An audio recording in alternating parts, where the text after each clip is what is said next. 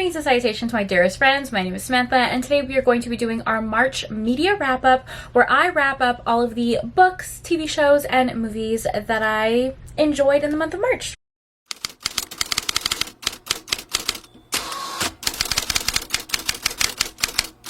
Hello, how are you? How you guys doing? How you doing? How is your day going? My lovely, lovely friends.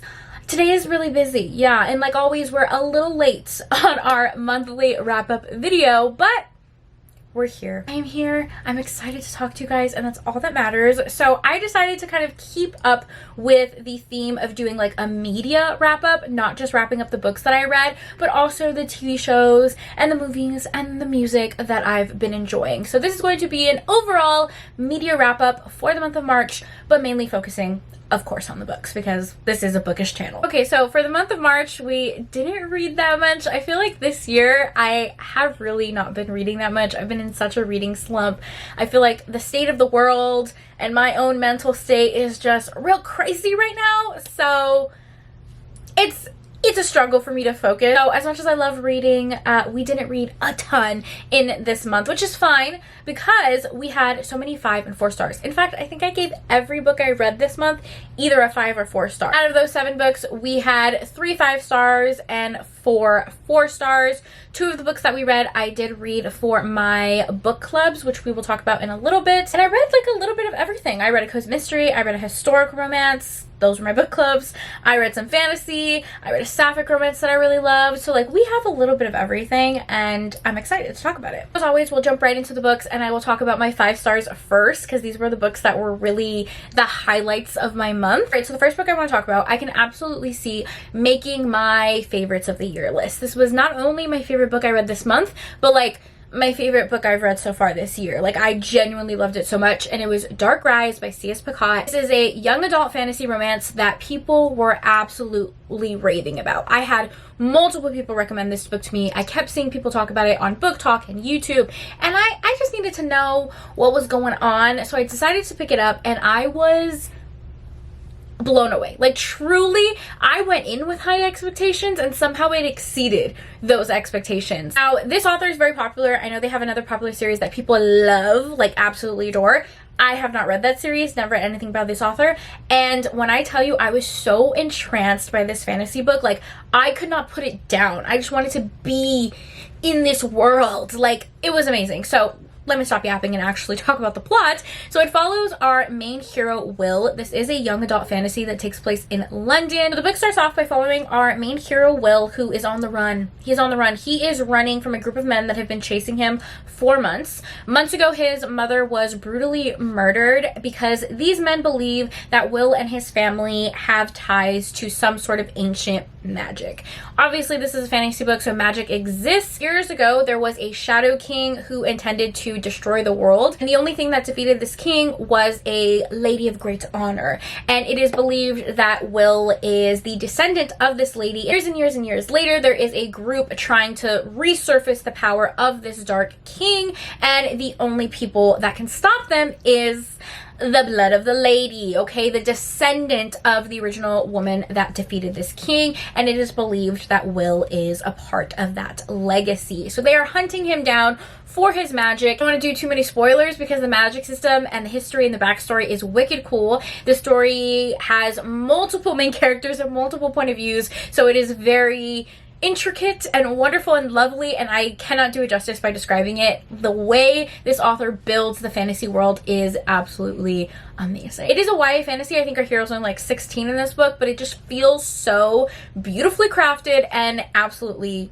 quickly has become one of my favorite fantasies like of all time. It was like one of those books that people were recommending to me, and I was like, yeah, I'll read it, and then I picked up the audio and I was like, why the fuck have I not read this before? This is amazing. Now I know what the hype is.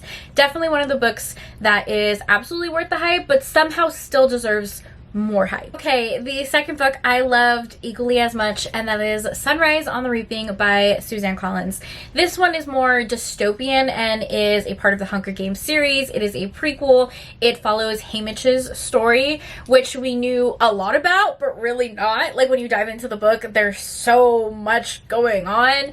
It follows Haymitch, who is one of the only District 12 victors. This is also a book that I went in with very, very high expectations for. I love the Hunger Games series, both the books and the movies. I feel like I grew up on them. Like, I remember reading the books in junior high. I remember my dad taking me to like the midnight movie premieres to see the Hunger Games movies. It's truly phenomenal, her writing, I think. And I did love Songbirds and the Ballad. What is that book called? The Ballads of Songbirds and Snakes? Is that what it's called? Sunrise on the Reaping, I think, is my favorite installment so far of the Hunger Games saga. So it follows Haymitch, and we know that he is a victor of a quarter quell. So every 25 years they have like a special Hunger Games, and in this one they have double the victors. So 4 victors from each district, 2 girls, 2 boys. A lot of people, and somehow Haymitch ends up winning the games. I won't tell you how because it's pretty crazy. The whole story is absolutely insane, very, very emotional. I was sobbing the whole time, the entire time. It was dark, it was horrifying, it was sad, but it was also so beautifully written, and like, I had an idea of what Haymitch's story was going to be, and I was so wrong. Like, it was just so different than what I expected in the best possible way. And I don't want to do any spoilers. I don't want to do any spoilers, but I love Haymitch so much. He's just like a little lover boy, which I didn't expect. It was great. 5 stars, 5 fucking stars to be real. I feel like I couldn't even form words talking about those 2 books because they truly blew me away and were like my favorite reads of the entire month, but they were very, very emotional. So I kind of had like a book hangover after reading those 2 books because I loved them so much. I was struggling to pick up something after. The next book I also gave 5 stars, but totally completely different, and that is Possessive Puckboy by Eden Finley and Saxon James. This is a male contemporary hockey romance.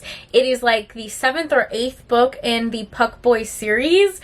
I love Eden Finley and Saxon James. I think they write the most phenomenal queer romances, and they particularly excel at sports romances. I love whenever they write a sports romance together. So the Puckboy series is my favorite. I've read every book in the series. I've loved everyone, and this one was my favorite. Hands down, this one was my favorite. You can technically read it as a standalone, like if you want to, but you should read the whole series because it's truly so divine. And this one is an enemies to lovers romance. It follows our 2 heroes, Connor and Parker. I swear I loved this book, but now their names are escaping me. Let me look it up. I am so bad with names, I swear.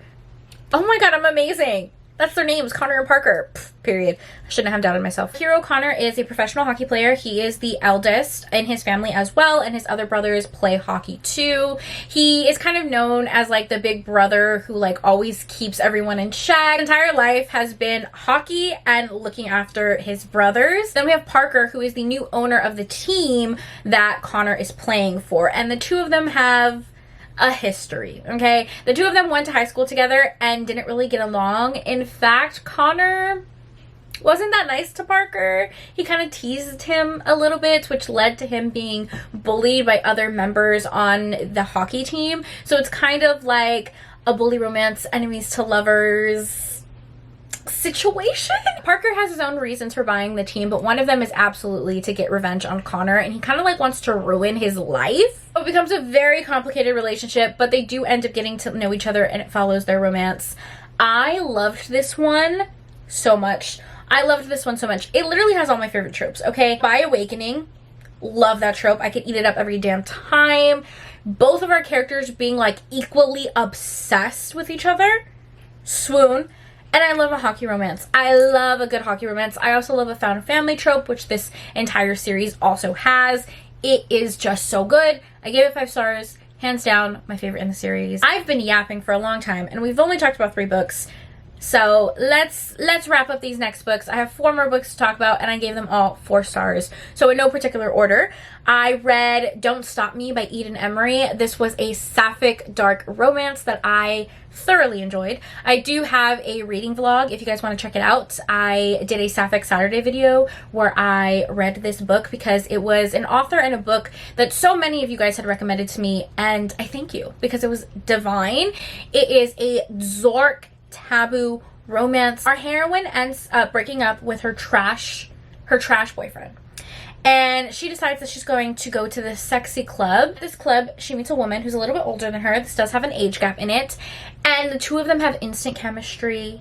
They indulge in some BDSM activities. Very sexy, very cute. And then they go their separate ways. What our heroine does not know is that woman was actually her ex-boyfriend's mother. Yeah. This is an ex-boyfriend's mom trope. Instead of an ex-boyfriend's dad, it's an ex-boyfriend's mom, which is even sexier. And I loved it so much. I loved it so much. It becomes even more messy because our heroine is kind of like blackmailed by her ex-boyfriend and ends up pretending to be his date at a wedding. And that is how she realizes who his mama is. It's messy. It's dark. There's some BDSM elements to it. Loved it so much. It was so good. I gave it 4 stars. Definitely a new favorite sapphic romance. So I'm so happy that I read it. And it was because of you guys, based on your recommendation. Next up, I read an Omegaverse. It's called Mile High Heat by Sarah Blue. Sarah Blue has a lot of Omegaverse books that I really enjoy. And I typically just love her writing in general. This one is kind of like an extension of her Heat Haven series, but can be read out of order. Our heroine is an Omega, and she ends up breaking up with her previous pack. They were rock stars. She decides that she's going to break up with them and fly back home and kind of start a new life for herself. But the unfortunate thing is that she goes into heat on the plane. Yeah, real dramatic. And the only alpha that is there that can save her is the sexy pilot of the plane. I love that. I love it so much. That's why it's called Mile High Heat. You get it? So he definitely helps her out and then takes her home, and his pack takes care of her. It's sexy. It's sweet. I actually really loved each hero and the individual relationships they had with the heroine. It was such a good Why Choose Omegaverse, which is no surprise because Sarah Blue is literally phenomenal. So 4 stars. The next 2 books I'm not really going to go into super detail because they were my book club picks, and I do have live shows for both of them. So for my Historical Hellions book club, that is a historical romance book club I do with my friends Jessica from Peace of Books and Christy from Christy Reads a Lot. Every month we read a historical romance that was published before the year 2000, and this month we read Lilacs on Lace by Linda Ladd. This one was a Highlander romance, and it reminded me a lot of Kingdom of Dreams, and we all kind of really enjoyed it. I ended up giving it 4 stars, and I will link the live show if you want my more expanded thoughts. And then for my other book club, I have a cozy mystery book club with my friend Spencer from Intentionally Bookish, and this is a seasonal cozy mystery book club where we read a book every quarter based on the season, so like winter, fall, spring, etc., etc. And we pick a cozy mystery based on the theme. We pick a cozy mystery based on different themes and seasons. So for our spring pick, we read The Great Witch's Baking Show by Nancy Warren. I've read Nancy Warren books before, and I've actually even read books in this series before, but this one was the first book, and I really enjoyed it. I gave it 4 stars. Kind of like based on the title, you can tell that it is heavily inspired by the Great British Bake Show. Our heroine is in a competition baking show, very similar to that popular TV show that everyone knows and loves, but it has like a fun twist in it because she's a witch and she has magic. This first book, she joins this television show, and one of the contestants is actually found dead, so they need to figure out what's going on. There is a lot of side stories and side characters that are also happening within this first book that really set up the rest of the series, so I thought it was done brilliantly, and I will totally finish the rest of the series. Those are all the books we read in the month of March. An amazing reading month, I will say. All 4 stars and 5 stars, like, yes please, I will take that. No DNFs, like, come on. That's such a good reading month. Even though we didn't read a lot of books, I found some of my favorite books, which is a really good feeling. Let's go ahead and talk about some shows and movies that I absolutely loved, since this is a media wrap-up. One movie that I watched in the month of March that I thought was so good was Mickey 17. Now, I don't know if you guys know this about me, but I love Robert Pattinson. I love him. That's my man's, okay? I have loved him in every movie that I've seen him in, okay? Ever since he was Cedric Diggory in Harry Potter. Obviously, he's Edward from Twilight. Love. An amazing Batman. Remember Me? Hands down one of my favorite movies literally ever. And because of that movie, I am the type of person who always likes to eat my dessert first. Because of that movie. If you know, you know. I love him. I think he's such a good actor. And I knew nothing about this movie, actually. Didn't know the plot, didn't know the genre, hadn't even watched the trailer. And my dad have a movie pass, and we love going to the movies. It's like our quality time. So we will see pretty much any movie that's out, even if it's not supposed to be that good. Like, we don't care. We just love going to the movies. And he told me, oh, your favorite actor is in this movie. Do you want to see it? And I was like, yes, obviously. And that's all I needed to know. So when I got there, I had no idea what this movie was about. It's sci-fi. Okay. And it's about, like, a government creating a community in space, kind of. Our main character is basically submitting himself to, like, scientific testing where he dies, like, all the time in gruesome ways.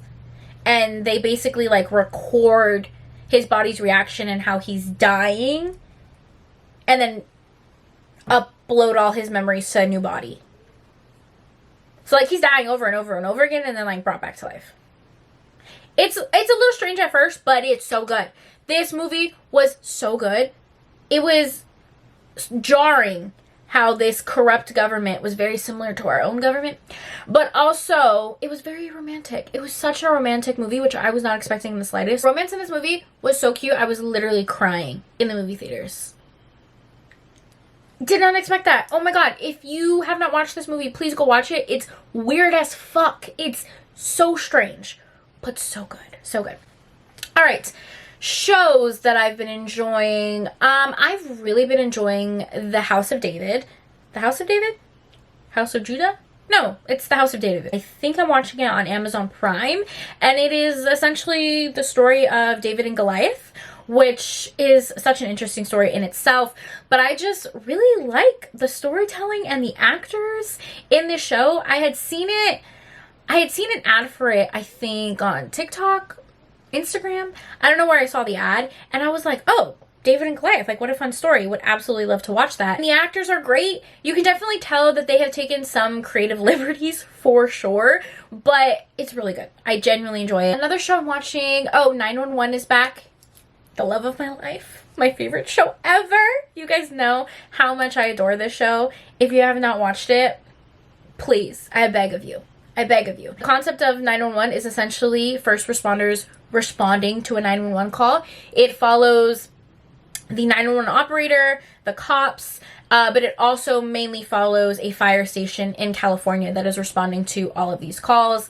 It is so good, so addicting, and I love this new season, but for the love of God, they are teasing the potential of two characters getting together that the fans, the people, me, have wanted to get together for a very, very long time. People have been shipping this couple since, like, season 1, and we're on season 8. And they've been teasing it, but we don't know if it's happening, and I just need to know. Are we getting it or not? Like, either way it is what it is, but, like, is it happening or is it not happening? Stop getting my hopes up. I've read a lot of fan fiction about these characters getting together, and I need to know, are they actually getting together? I'm way too invested. Those are the shows and the movies I've been watching. Music-wise, I really have still been in a huge Epic the Musical kick.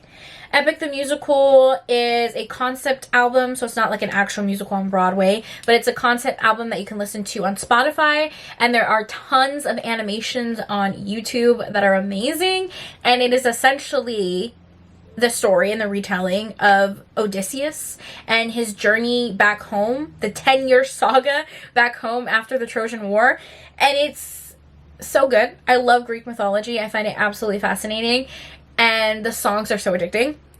Me and my sister's favorite thing to do is to sit on the couch and watch the animations that people create. Someone created like a 2-hour YouTube video with all the songs in order, all of the animations in order. It's so divine. It's amazing. But, like, once you get into it, into the fandom, you fall into, like, a deep rabbit hole. That is it, you guys. That is my media wrap-up. The books that I read, the shows and the movies that I loved, and the music that I've been obsessed with. So, I hope you guys like this style of video where I talk about all things media and what I'm enjoying. And let me know what you're enjoying. If you saved the song and you watched this video, leave me an emoji. Leave me a bird emoji.